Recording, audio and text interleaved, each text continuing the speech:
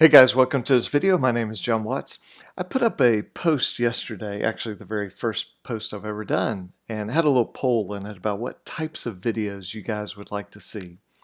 And also asked to put in the comments any suggestions for videos. And somebody put a very good suggestion, and it was basically, will all debt collectors and original creditors sue?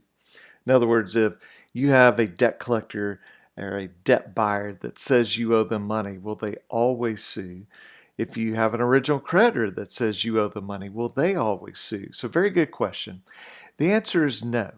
Not everyone will sue, which sort of begs the question, well, how do I figure out which ones will sue and which ones won't sue? Well, I'll give you a few rules of thumb that'll kind of give you an indication.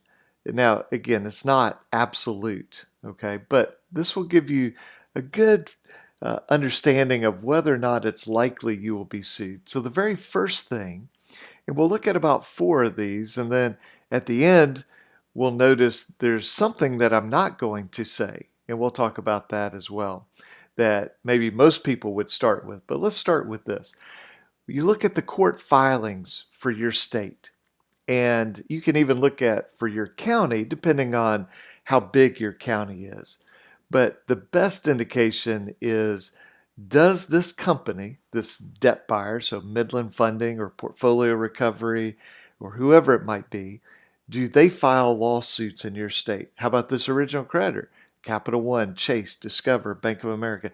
Do they file lawsuits in your state? You know, when we see investment type advertisements, don't they always say something at the end like past performance does not indicate future earnings or something like that? And that's true. Just because something has happened in the past does not mean it will happen in the future. But you know, there is a reason why, if we're watching sports and they say, well, this team just won the championship last year. Why do they say that? It doesn't guarantee that they'll win it this year, but it's an indication, hey, they've been here before, they've done this before. Well, same thing. If you find Midland Funding has filed 1,200 lawsuits in your state last month, you know, that's a pretty good sign they're filing a lot of lawsuits. And they may be suing you. At least you know they've done it a bunch of other times for other people. Well, something else, and this can go with the first one, is talk to a consumer lawyer in your state about this company. So you find a consumer lawyer, somebody who defends people who are sued by this particular debt collector, or just debt collectors in general and original creditors in general, and say, hey, does blank sue in my state? So I have this conversation pretty frequently with people, and I'll say, look, this company, they file like crazy in Alabama. Or, you know, I just haven't seen this company sue. Now, again, for both situations, I always say, just because they filed a lot doesn't mean they will sue you, or just because they've never sued you, that's no promise that they won't sue you. I mean, obviously, there's a first time, right? The first time a company sues, they've never sued before. It's literally their first time. But it gives us an indication. And of course, this can be helpful when looking back at this first rule. Maybe it's not easy to figure out the number of court filings. Well, a consumer lawyer in your state should know the answer to that. Now, the next question or next rule of thumb is, has the company that you're dealing with, the debt buyer or the original creditor, or a licensed lawyer in your state, have they sent you a letter threatening or suggesting a lawsuit? So in Alabama, let's say that somebody gets a letter from a collection lawyer in Chicago, and they send that to me and say, hey, does this mean I'm about to be sued?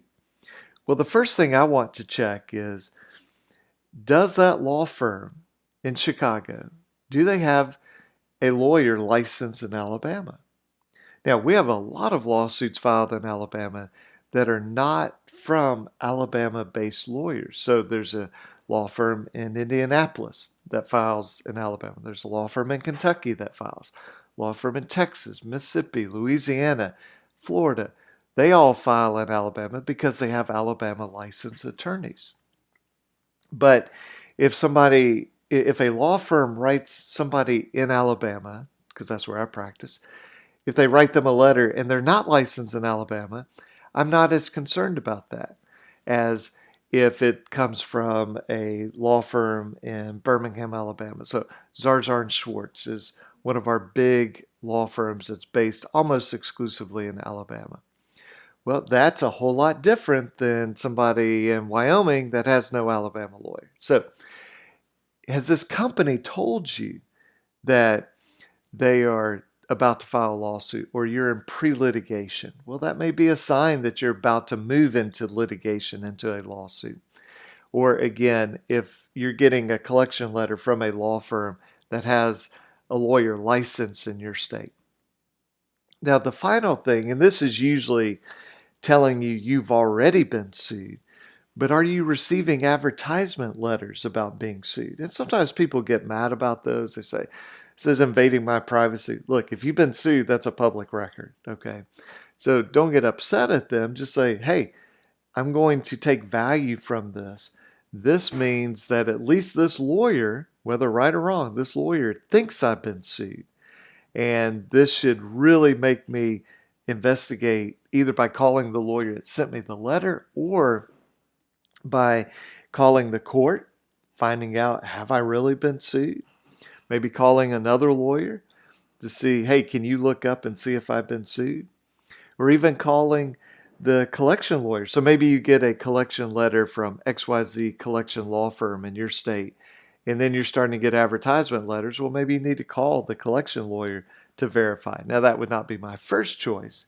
I would want to find out first if I have been sued without calling the collection lawyer, okay? But that certainly is an option. Now, you'll notice the one thing we haven't talked about, and it's something that most people start with, which is, well, how much is the debt? And the theory will be, and I have people all the time tell me, well, John, you don't understand. You're just not very smart at this. If it's under $2,000, there is no way they will sue you. I go, really? They go, oh, absolutely. I say, how do you know that? Well, everybody knows that.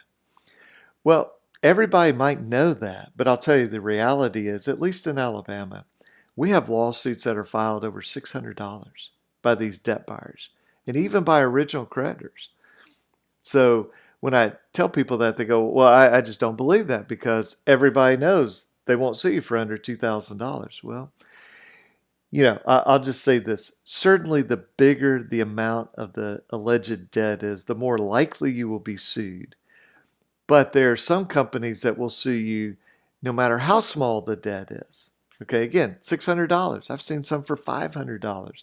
It just doesn't make sense to us. We go, they got to spend time doing this, the court costs. But understand, sometimes the collection lawyers are put in a position where a company says, hey, we'll send you 5,000 new files. Oh, that's great. But 1,000 of them are $600. And if you want the other 4,000, you got to take the ones that are $600. So the collection lawyer has to make a business decision. So sometimes they file things they know are not particularly good, but they do it to get all the other cases. So hope these little rules of thumb are helpful to you, and always feel free to let us know what your questions are and suggestions for future videos, and we'll try to do this. Okay, have a good one, guys. Bye-bye.